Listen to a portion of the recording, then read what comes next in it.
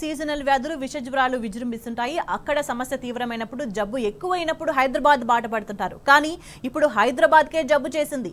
Seasonal వ్యాధులు విజృంభిస్తున్నాయి. Malaria, typhoid, dengue, chicken గున్యా లాంటి రోగాలు రాజ్యమేలుతున్నాయి. ప్రభుత్వ ఆసుపత్రుల్లో వార్డులన్నీ నిండిపోతున్నాయి. పడకలు సరిపోక, సిబ్బంది లేక పేషెంట్లకు వైద్యం అందట్లేదు. విధి లేని పరిస్థితుల్లో ప్రైవేటు బాట పడుతున్న జనం టెస్టుల కోసం వేలకు వేలు వదిలించుకుంటున్నారు. ఇక సర్కార్ దవాఖానాల్లో మందులు నిండుకున్నాయి. ఆసుపత్రుల్లో మందులు కూడా దొరక్క సామాన్య ప్రజలు ఇబ్బంది పడుతున్నారు.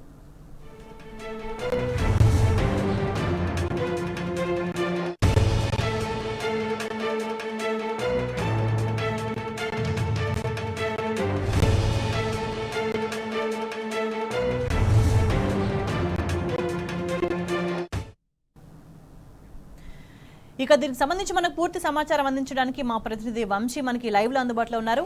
వంశీ, హైదరాబాద్ లో నిజంగా సీజనల్ వ్యాధులు విజృంభిస్తున్న పరిస్థితి కనిపిస్తోంది. మరోవైపు చూసుకుంటే వైద్యం అందని పరిస్థితి కనిపిస్తోంది. గవర్నమెంట్ హాస్పిటల్స్ లో వైద్యం అందక, మందులు లేక, వసతులు లేక, ప్రైవేట్ హాస్పిటల్కి వెళ్ళలేక ప్రజలు కూడా ఇబ్బంది పడుతున్న సిచ్యువేషన్ కనిపిస్తుంది. ఎందుకు ఇంత కష్టం వచ్చింది ఇక్కడ?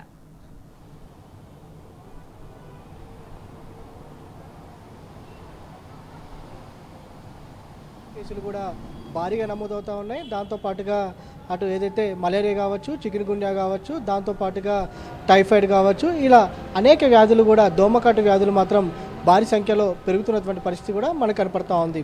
కానీ ప్రజారోగ్యంపై ఇప్పటివరకు కూడా రాష్ట్ర ప్రభుత్వం దృష్టి పెట్టినటువంటి దాఖలాలు లేనటువంటి పరిస్థితి మాత్రం మనకు చాలా స్పష్టంగా కనిపిస్తూ ఉంది.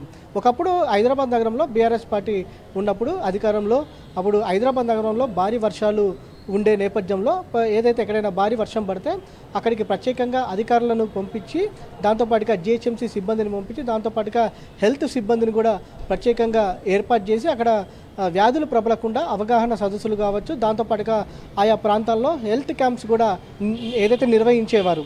ప్రధానంగా ప్రజెంట్ ఇప్పుడు చూస్తే మాత్రం కాంగ్రెస్ ప్రభుత్వం వచ్చినప్పటి నుంచి సీజనల్ వ్యాధుల పట్ల పూర్తి స్థాయిలో నిర్లక్ష్యంగా ఉన్నటువంటి పరిస్థితి మాత్రం మనకు కనిపిస్తూ ఉంది. ఇప్పటి వరకు కూడా హైదరాబాద్ నగరంలో వాటిపైన సమీక్షా సమావేశాలు జరగలేదంటే పరిస్థితి మనకు ఎలా ఉందా అనేది కూడా మనకు ప్రధానంగా అర్థం చేసుకోవచ్చు. హైదరాబాద్లోని ఏదైతే ప్రధాన ఆసుపత్రులకు, అటు గాంధీ కావచ్చు, ఉస్మానియా కావచ్చు, నీలూఫర్, దాంతోపాటుగా ఫీవర్ ఆసుపత్రి, కేవలం హైదరాబాద్ నుంచే కాకుండా ఇతర జిల్లాల నుంచి, ఇతర రాష్ట్రాల నుంచి కూడా పెద్ద ఎత్తున రిఫరల్ కేసులు అనేవి హైదరాబాద్కి వస్తూ ఉంటాయి. ఇక్కడ మంచి ట్రీట్మెంట్ దొరుకుతుంది అనేది ప్రజల్లో ఒక అభిప్రాయమైనటువంటి నమ్మకం. గతంలో బీఆర్ఎస్ ప్రభుత్వం ఆ నమ్మకాన్ని రెట్టింపు చేసింది. అనేక సౌకర్యాలను కూడా గతంలో ఉన్నటువంటి బీఆర్ఎస్ ప్రభుత్వం కల్పించినటువంటి పరిస్థితి కూడా మనం చూస్తూ ఉన్నాము. అనేక ఏదైతే టెస్టులకు సంబంధించి కూడా తెలంగాణ డయాగ్నోస్టిక్ సెంటర్స్ను కూడా ఏర్పాటు చేసినటువంటి పరిస్థితి మనం చూస్తూ ఉన్నాము. ప్రజెంట్ ప్రభుత్వ ఆసుపత్రుల్లో మనం ఒకటా రెండా అని కాదు, అన్ని ప్రభుత్వ ఆసుపత్రులకు వెళ్ళినా కూడా ప్రజెంట్ మనకు కనిపించేది మందుల కొరత. దాంతోపాటుగా తెలంగాణ డయాగ్నోస్టిక్ సెంటర్ ద్వారా చేసేటటువంటి టెస్టులకు సంబంధించి అక్కడ సిబ్బంది కొరత.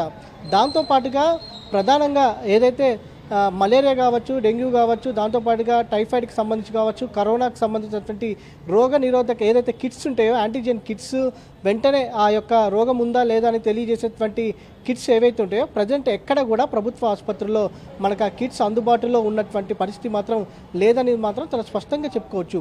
అన్నిటికంటే కూడా పెద్ద సమస్య డాక్టర్ల సమస్య. ఏదైతే ప్రణాళికాబద్ధంగా చేయాల్సినటువంటి ట్రాన్స్ఫర్స్ చేయకపోవడంతో ప్రధానంగా ఏదైతే ప్రభుత్వ ఆసుపత్రుల్లో మనకు వైద్యుల కొరత అనేది చాలా ఎక్కువగా కనిపిస్తూ ఉంది. ప్రజెంట్ ఒక్కసారి మనకు నగరంలో నమోదైనటువంటి ఏదైతే ఓపీ వివరాలు చూద్దాం. కేవలం హైదరాబాద్ నుంచే కాకుండా వివిధ ప్రాంతాల నుంచి వస్తున్నటువంటి రోగుల సంఖ్య సంబంధించి కూడా చూస్తే మాత్రం ప్రజెంట్ వైరల్ ఫీవర్స్కి సంబంధించి గాంధీ ఆసుపత్రి నుంచి దాదాపుగా ఓపీ చూస్తే మాత్రం 1500కు పైగా ఓపీ నమోదవుతూ ఉంది.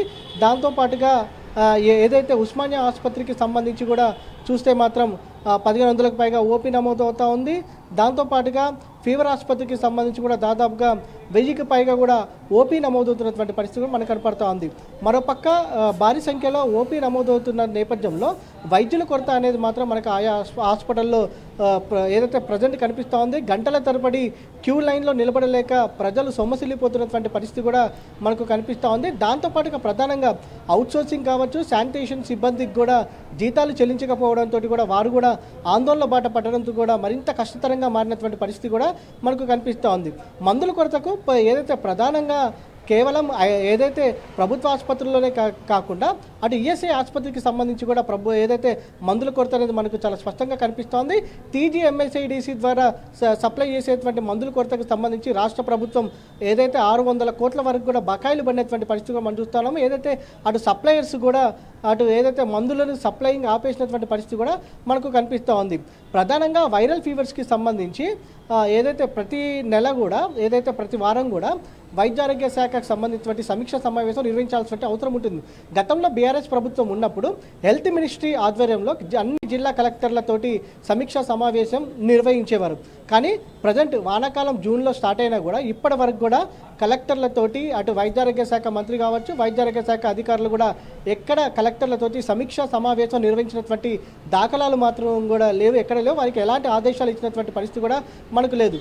దాంతోపాటుగా జిల్లా అధికారులకు సంబంధించి కూడా DMHOస్కి సంబంధించి కూడా ప్రత్యేకంగా విజిట్స్ చేయాల్సిన అవసరం ఉంటుంది. ఎక్కడైనా సరే వ్యాధులు ప్రబలుతున్నాయా, ప్రబలితే ఎందుకు ప్రబలుతున్నాయి, అక్కడ ఉన్నటువంటి సిచ్యువేషన్స్ ఏంటి, దాంతోపాటుగా పారిశుధ్య సమస్య ఏమైనా ఉందా, ఇలాంటి అనేక అంశాలకి సంబంధించి కూడా అటు రిపోర్ట్ ఇవ్వాల్సిన అవసరం ఉంటుంది. కానీ జిల్లా అధికారులు కూడా ఎక్కడ విజిట్ చేస్తున్నటువంటి దాఖలాలు కూడా మనకు లేవు. కొద్ది రోజుల క్రితం మనం చూస్తే మాత్రం ఓల్డ్ సిటీలో నోరా వైరస్ అనేది కూడా వచ్చిందని కూడా, దాంతోపాటుగా మలక్పేటలో కూడా అనేక మంది అడ్మిట్ అయ్యారనేది కూడా మనకు వార్తలు వచ్చినటువంటి పరిస్థితి మనం చూస్తూ ఉన్నాము. దానికి సంబంధించి కూడా GHMC చేతులు కాలేక ఏదైతే దానికి సంబంధించినటువంటి అవగాహనకు సంబంధించి ప్రకటన చేసినటువంటి సమీక్షలు నిర్వహించట్లేదు, రిపోర్ట్స్ తీసుకోవట్లేదు, ఎందుకు దృష్టి సారించట్లేదు, ఎందుకు ఈ పరిస్థితి? ప్రధానంగా ఇదంతా కూడా వానాకాలంలో విషజ్వరాలు ప్రబలే అవకాశం ఉంటుంది కాబట్టి ప్రధానంగా మినిస్ట్రీ నుంచి మానిటరింగ్ ఉండాలి. కానీ మినిస్ట్రీ నుంచి ఇప్పటి వరకు కూడా జిల్లా అధికారులకు అలాంటి ఆదేశాలు లేవు. దాంతోపాటుగా వైద్యారోగ్య శాఖ ఉన్నతాధికారుల దగ్గర నుంచి కూడా ఎలాంటి ఆదేశాలు లేవు. దీంతోపాటుగా రాష్ట్ర స్థాయికి సంబంధించి కూడా డైరెక్టర్ ఆఫ్ పబ్లిక్ హెల్త్ కావచ్చు, ఏదైతే ఏజెన్సీ ప్రాంతాల లేకపోతే నగరంలోన అర్బన్ ప్రాంతాల్లోన ఆ ప్రాంతాలలో ఏదైతే హెల్త్ సిచ్యువేషన్స్కి సంబంధించి కూడా సమీక్షలు చేయాల్సిన అవసరం ఉంటుంది, విజిట్ చేయాల్సిన అవసరం ఉంటుంది, జిల్లా అధికారులకు ఆదేశాలు ఇవ్వాల్సిన అవసరం ఉంటుంది. దాంతోపాటుగా రాష్ట్ర స్థాయికి సంబంధించినటువంటి మినిస్ట్రీకి కూడా వైద్య అధికారులకు కూడా రిపోర్ట్ ఇవ్వాల్సిన అవసరం ఉంటుంది. కానీ అటు మినిస్ట్రీ నుంచే ఆదేశాలు లేవు. మినిస్ట్రీ నుంచి ఆదేశాలు లేకపోవడంతో కింద స్థాయి ఉన్నటువంటి సిబ్బంది కూడా అలసత్వాన్ని ప్రదర్శిస్తున్నారని మాత్రం మనకు చాలా స్పష్టంగా కనిపిస్తూ ఉంది.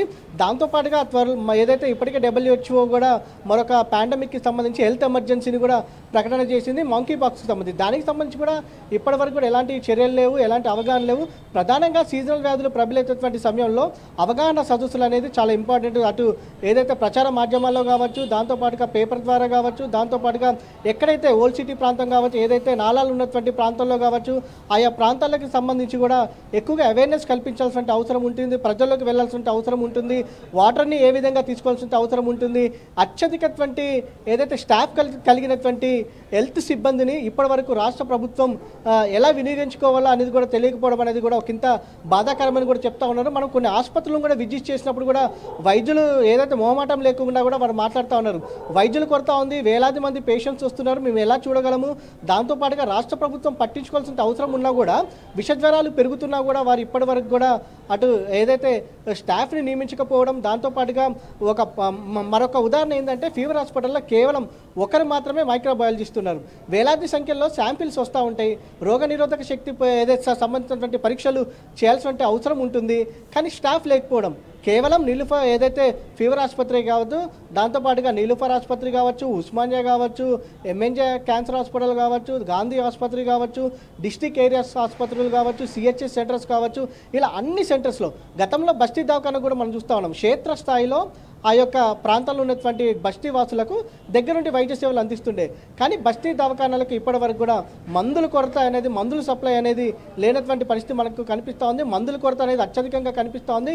క్షేత్రస్థాయిలో బస్తీ దవాఖానాలో వైద్య సేవలు అందకపోవడంతో కూడా వారు ఏదైతే గాంధీ ఉస్మానియా బాట పట్టడంతో కూడా పెద్ద సంఖ్యలో రోగుల సంఖ్య అనేది ఆ పెద్ద ఆసుపత్రులకు పెరుగుతున్నటువంటి పరిస్థితి కూడా మనం చూస్తూ ఉన్నాము. ఒక పక్క డాక్టర్ల సమ్మె నడుస్తుంది, మరో పక్క 1,00,000 మంది వరకు అవుట్సోర్సింగ్ కాంట్రాక్ట్ ఉద్యోగస్తుల సమ్మె నడుస్తుంది, మరో పక్క మందుల కొరత ఉంది, అరకొర సిబ్బంది ఉన్నారు, ఫ్యాకల్టీ వాళ్ళు కూడా ఏదైతే ఆఫ్ డ్యూటీసే చేస్తూ ఉన్నారు. కేవలము ఏదైతే అత్యధికంగా PGs పనిచేయాల్సిన అవసరం ఉన్నా కూడా వాళ్ళతో చర్చ జరపాల్సిన అవసరం ఉన్నా కూడా ఇప్పటి వరకు ఆ పరిస్థితి లేదు. మొత్తానికి వైద్యారోగ్య శాఖ మాత్రం పూర్తి స్థాయిలో కుంటుపడిందని కూడా చెప్పాలి.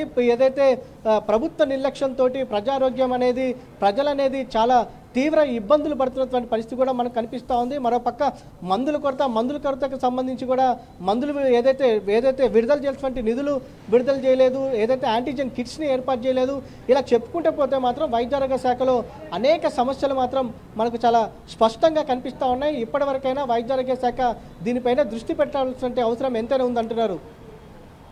రైట్ వంశీ, ఇది హైదరాబాద్కు సంబంధించిన పూర్తి పరిస్థితి. ఇంట్లో ఉండాలంటే ఒక సమస్య, బయటకు రావాలంటే ఒక సమస్య, బయటకు వస్తే సమస్య, జాగ్రత్తగా ఇంటికి వెళ్తామా లేదా అని సమస్య, మహిళలకైతే మరింత ఇబ్బంది. ఇంకొక వైపు చూసుకుంటే వర్షం పడితే కూడా ఇబ్బంది, ట్రాఫిక్లో ఆ టైంకి బయటికి రావాలంటే ఇబ్బంది, సాయంత్రం అయితే మెయిన్ ప్రధాన రహదారుల్లో కూడా లైట్లు వెలగని పరిస్థితి, చీకట్లో ఉంటే మరి భద్రత ఎట్లా ప్రజలకు అనే దానికి సంబంధించి కూడా ప్రశ్నార్థకంగా మారుతుంది. ఇంకోవైపు చూసుకుంటే ఆరోగ్యానికి సంబంధించి వైద్య ఆరోగ్య శాఖ నుంచి కూడా పూర్తిగా నిర్లక్ష్యం కనిపిస్తున్న పరిస్థితి, అధికారులు కానీ ఇంకెవరు కానీ సమీక్షలు నిర్వహించలేని పరిస్థితి, నిర్వహించని పరిస్థితి, అన్ని